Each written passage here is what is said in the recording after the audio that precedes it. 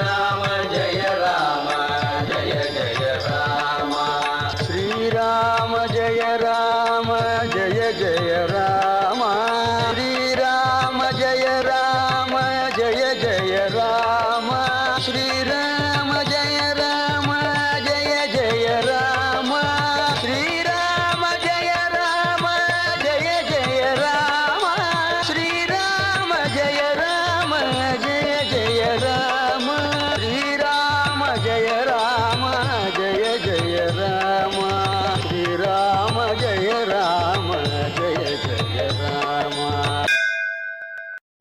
अलग पार मगर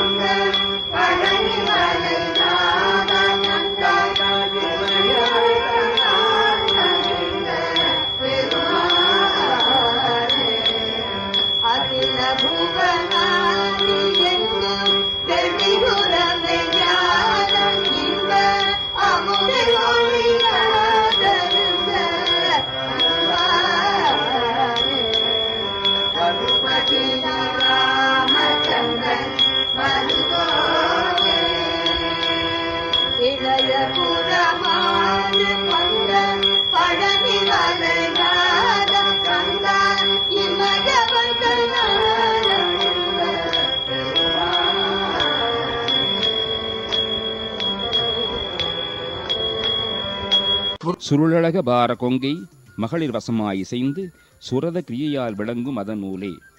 சுருண்ட கூந்தர் பாரத்தையும் கொங்கையும் கொண்ட மகளிர் வசமாக மனம் ஒருப்பட்டு காமலீலைகளை விளக்கும் காமசாஸ்திரத்தையே சுருதி எனவே நினைந்து வேதம் என பாராட்டி நினைத்து அறிவிலிகளோடு இணங்கு தொழிலுடைய யானும் அறிவில்லாதவர்களோடு இணங்கும் செய்கைகளை உடைய நானும் இங்கு உன் அடியார் போல அருமறைகளே நினைந்து இங்கு உன் அடியவர்கள் போல அரிய வேதங்களையே உண்மையாக நினைத்து மனு நெறியிலே நடந்து மனு தர்ம சாஸ்திர வழியிலேயே நடந்து அறிவை அறிவால் அறிந்து நிறைவாகி அறிவு என்னது என்பதை அறிவு கொண்டு அறிந்து பூரணமாக அகில புவனாதி எங்கும் வெளியுற சகல புவனங்கள் ஆதிய தலங்கள் எங்கும் வெளிப்பட்டு விளக்கமுற மெய்ஞான என்ப அமுதை ஒழியாது அருந்த அருள்வாயே. மெய்ஞான என்ப அமுதத்தை ஓய்வின்றி பருக அருள் புரிவாயாக. பருதி மகன் வாசல் மந்திரி அனுமனோடு நேர் பணிந்து சூரியன் மகனான சுக்ரீவனுடைய அரண்மனை வாயில் மந்திரியாகிய அனுமனு உதவியுடன் வந்து தன்னை நேராக பணிந்து பரி த கழையாமுன் வந்து பரிவாலே பரிவு தக அழையாமுன் வந்து பரிவாலே.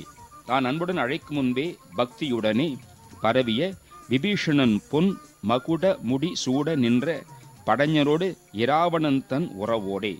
தன்னை போற்றின விபீஷணன் பொன் மகுடம் முடியிலே சூட பகைத்து நின்ற சேனையுடன் ராவணனும் அவன் உறவினர்களும் எரி புகுத எரிபட்டு அழிய மாறு இல் அண்டர் குடிபுகுத அன்பு மாறுதல் இல்லாத தேவர்கள் தமது பொன்னுலகிலே குடிபுக மாறு கொண்ட ரகுபதி இராமச்சந்திரன் மருகோனே.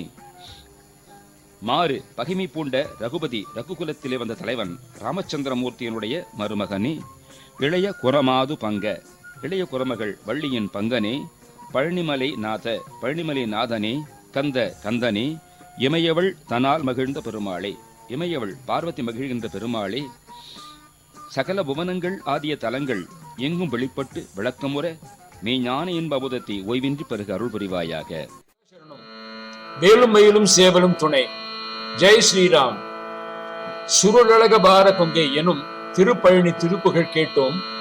இதில் பருதி மகன் வாசல் மந்திரி அனுமனோடு நேர்பணிந்து பரிவுதக அழையாமுன் வந்து பரிவாலே பரவிய விபீஷணன் பொன் மகுட முடி சூட நின்று என்கிற வரியிலே விபீஷணனுக்கு போருக்கு முன்னரே பட்டாபிஷேகம் செய்தார் என்கிற செய்தியை அருணகிரி பெருமான் கூறுகிறார்.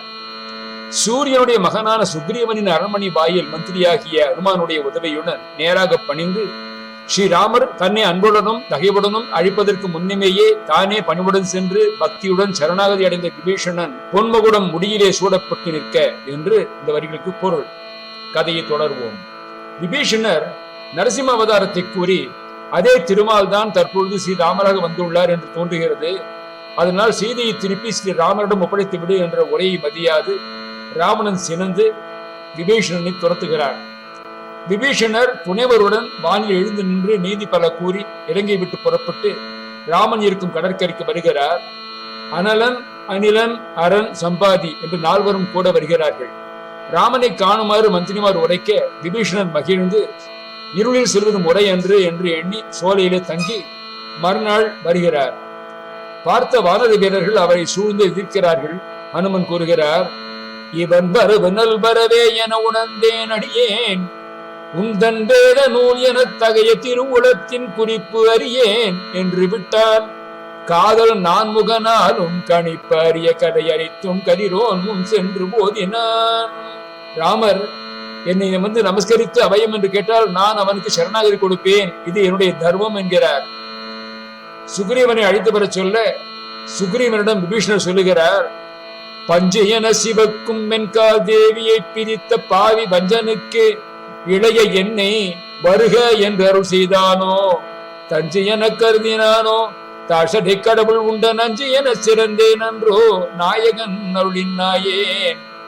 வந்த விபீஷணனை நோக்கி ஸ்ரீராமர் சொல்வதை கம்பர் கூறுகிறார், ஆழியான் அவனை நோக்கி அருள் சுரந்து உவகை கூற, ஏழினோடு ஏழாய் நின்ற உலகும் என் பெயரும் எந்நாள் வாழும் நாள், அன்று காரும் வாழ் எயிற்று அரக்கர் வைகும் தாழ்கடல் இலங்கை செல்வம் நின்னதே தந்தேன் என்றார்.